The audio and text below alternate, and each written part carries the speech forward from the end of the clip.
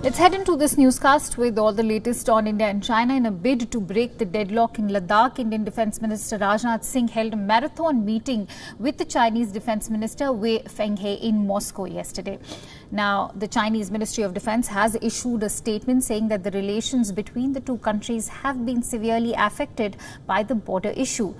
China's saber-rattling continues as it claims that the onus of the current tensions on the border lies with India. On the other hand, as per reports, Rajnath Singh told his Chinese counterpart that China must respect the status quo ante at all flashpoints along the LAC.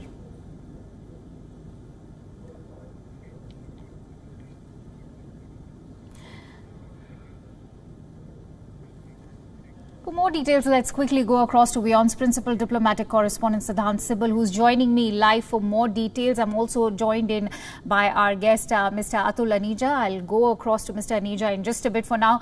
Siddhant, do elaborate on the latest Chinese statement and its implications, especially after yesterday's meet in Russia.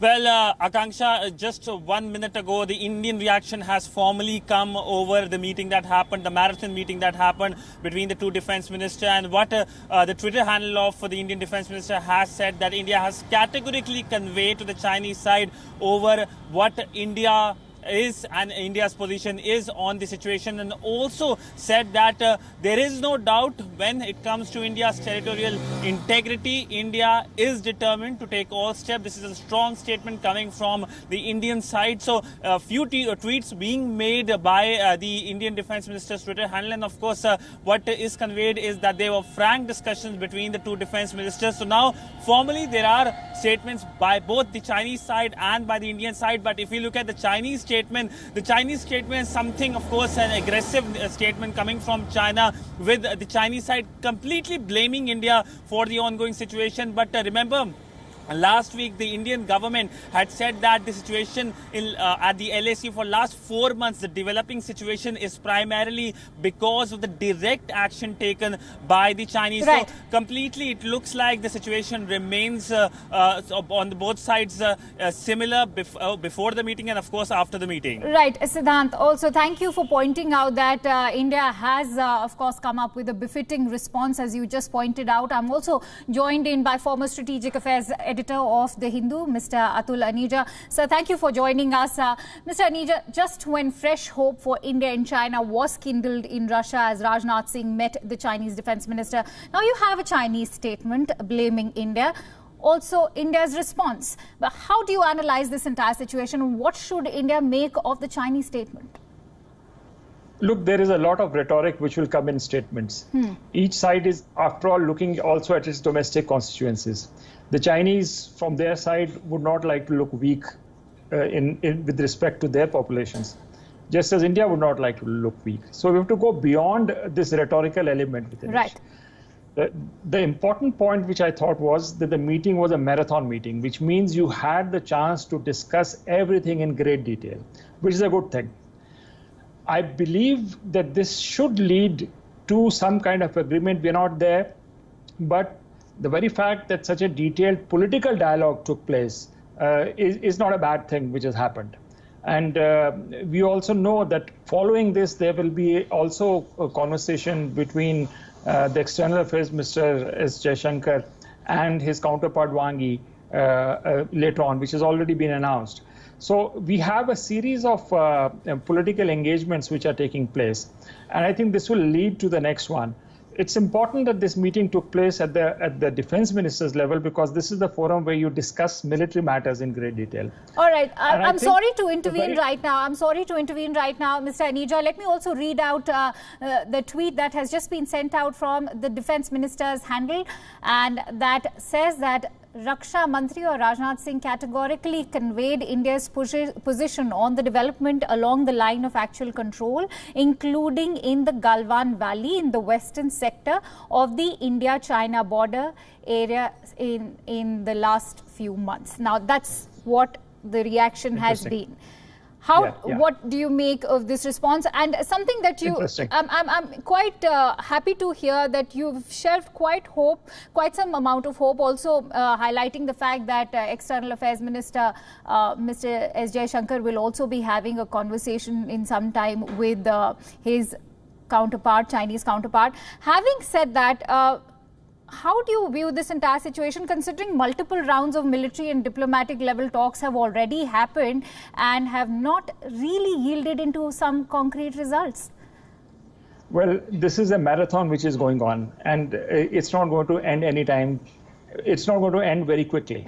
So I think those particular talks and the fact that India stood firm and did not bend to what the Chinese wanted India to bend to is important, because that sent a statement of strong will and resolve from the Indian side. I think that's very important in negotiations, when you know that when it comes to your core interest, you're not going to bend on that. All right. I think that message was conveyed. Secondly, I think what was very important was what happened on the night of 29th and 30th. Right. The very fact that India took the preemptive action and in a way was an equalizer on the military sense on the line of actual control. I think that's a very, very important move which took place, which would ultimately feed into negotiations. So these are the important elements which happened in the past. It was in this backdrop that we had this conversation between the two defense ministers. So obviously now the next thing is that where do we go from here? I think the Indian position is absolutely clear that it has to be status quo ante. Right. And I think the Chinese are beginning to realize that this would be the case. Now comes a situation, how do you finish it in the sense that neither side appears to be losing face? Now this is going to be a problematic. How do you package a possible kind of a solution to it? Right, very rightly pointed out. And the way forward, as you rightly mentioned, is what I'm going to just come and touch upon. The fresh spate of incidents in Pangong Tso Lake make it evident that China is not limiting the presence to its earlier flashpoints, be it Galwan Valley or even Gogra, but has rather created a new one in the southern bank of Pangong Tso. Is the expectation of mutual disengagement fair to India? Well, what is India's position? India's position is status quo ante, which means the situation which prevailed before May, before the Chinese intrusion took place. That position needs to be maintained. That is our strategic objective in this entire scenario.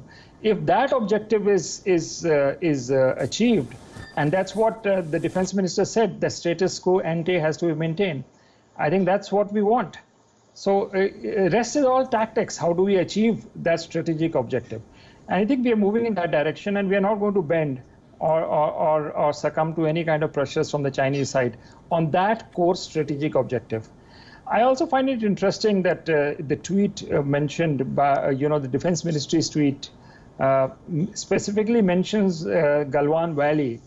I think that's very important to convey the message to the Chinese that Galwan Valley, there will be no flexibility from the Indian side, specifically in the Galwan Valley, because there has been a border incident which took place on the June 15, which I think is a very fundamental development in the overall India-China relationship, and there's going to be no flexibility in that. The Chinese, in a way, want Galwan Valley to dominate the DBO road and DSDBO road, the road going to Daulat Beg Oldi. And we are saying that there's no question of any kind of flexibility from the Indian side. That's how the reason why a specific reference is made to the Galwan Valley. The Chinese fear that if we dominate the Galwan Valley, then we have a position of strength as far as their highway in Aksai chain goes. So I think that shows that that's a point of negotiation which is going on, and India has made its position on that aspect clear as well. Right. Mr. Aneja, how do you think India can achieve that status quo ante that you've rightly pointed out to? Well, by staying steadfast. I don't see any reason why. I mean, and all indications are that we're moving in that direction. We are prepared for the winter. But is China prepared to honor India's steadfast position? But we will have to wait and see, because you can't bend his will without staying steadfast. It's hard to read the Chinese mind whether they will. But I think what happened on 29th and 30th has been a surprise to the Chinese, and that would make them rethink the issue. But having said that, it might take even much longer than something, the next few months to get this round, maybe even years. We had an incident in Samrudongcho Valley in Arunachal Pradesh, lasted for 7 years. So one doesn't know how long it will last. But my sense is that something happened on 29th and 30th, which will make the Chinese rethink. The very fact that this is not something happening in isolation. What is happening in Ladakh, there are parallel developments which are happening in the South China Sea, the US-China equation, which is worsening. So I think the pressure is coming on the Chinese from multiple fronts and not just from us.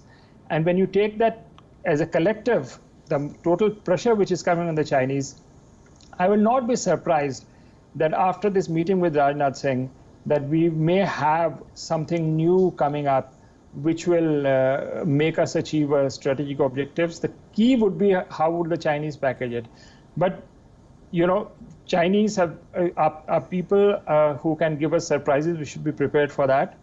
And we should be prepared as it is for a long haul and not sort of, anticipate some early breakthroughs or get a feeling that Chinese are yearning to get out of a tight situation. Right. That's not true. Mr. Aneja, on that note, I would also like to read to you what the other tweet that has been sent out by the Defence Ministry reads out. Let me actually read out that tweet for you. Raksha Mantri conveyed that the two sides should continue their discussions, including through diplomatic and military channels, to ensure complete disengagement and de-escalation and full restoration of peace and tranquility along the LAC at the earliest. Rajnath Singh categorically conveyed India's position on these developments along the line of actual control, including in the Galwan Valley in the western sector of the India-China border area in the last few months. So that is what the latest tweet that has been sent out says. How do you read this tweet? What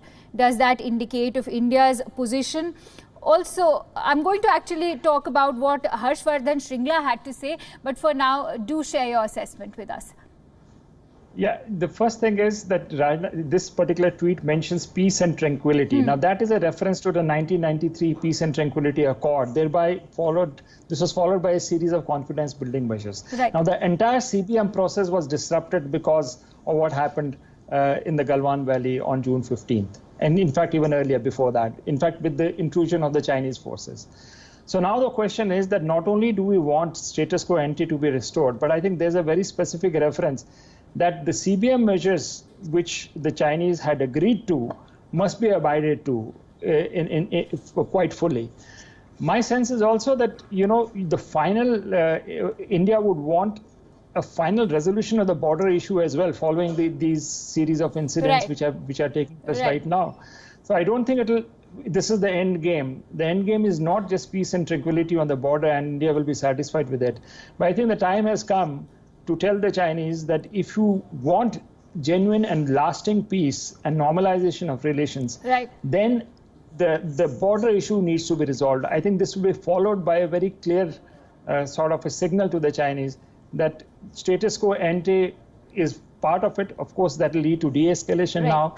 But I think this would be followed by a clear demand for resolution of the border issue. Right. Mr. Aneja, before I quickly wrap this conversation, I would also like to gain an insight into what you think about the American reaction coming in, because we've just heard a statement coming in from US President Donald Trump with regards to India and China standoff. How do you make, what do you make of the American intervention at this point?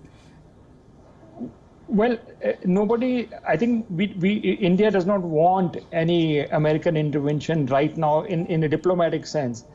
What we do have with the Americans really is the Quad mechanism, which is coming up, and whether that needs to be beefed up. But that's a conversation between India and the United States with Japan and Australia. That Chinese don't come into that. I think there is also a election campaign which is going on in the US right now before the November elections. And the very fact that this is something which may help President Trump to suggest that he's a global statesman of a kind. He did it in North Korea. Now he also wants to get into China side. So I think this is more oriented towards the US domestic narrative which is going on prior to the elections, rather than having specific bearings either to China or to India. Well said, Mr. Aneja. It seems it may actually beautifully weave into the narrative that he's been towing, especially after bringing in that peace deal in Middle East. For now, thank you so much for bringing in your precious perspective, and thank you very much, Siddhant Sibal, for bringing in all those inputs on our live broadcast.